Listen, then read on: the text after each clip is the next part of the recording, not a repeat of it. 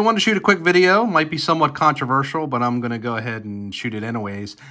Since it's in the headlines and a lot of people have a lot of opinions on the 101 Wemby that was dropped off at the PSA headquarters, that got the PSA 10, and in the video they shouted out that they used Kurt's Card Care, or gave credit to Kurt's Card Care for helping clean the card, which I imagine they did.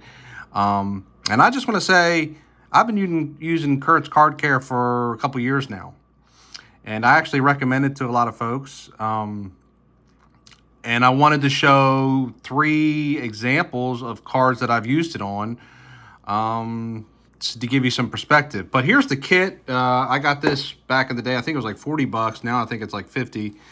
But comes with a straw. I mean, this solution is basically diluted water in a sense, if you want to look at it that way.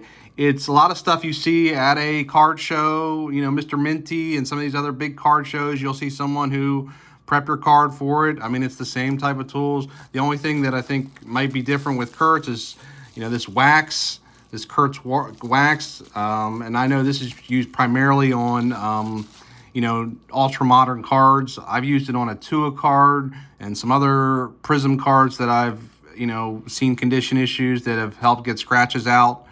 I'll leave you too. In my opinion of the whole thing is that as long as you're not altering the actual card, removing stains, decreasing creases, getting scratches out, that type of stuff, improving everything with the card, I'm good with it.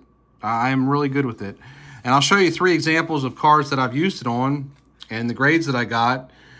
This is the Jim Brown 1959 card, and you can see right here really clear there's a large crease that was in the card. I thought it might get an authentic, so I used Kurt's Card Care and got some of the crease out. It's still there, but not as evident as it was when I originally got the card. There's a crease up here too that I worked on, but it ended up getting a 2 instead of an authentic, so it worked there. And then I used it on this other Jim Brown 1960. There was some paper loss here that I helped roll out, and some crease. There was a crease up here in the corner that I worked out with Kurt's Card Care. Instead of what I thought would get an authentic, it got a 1.5 on that card. And then this Tom Brady game used double threads. There's actually a crease in the middle of the card right there. You can still see some of it right there, but it helped get some of the crease out, and it ended up getting an 8 on the card.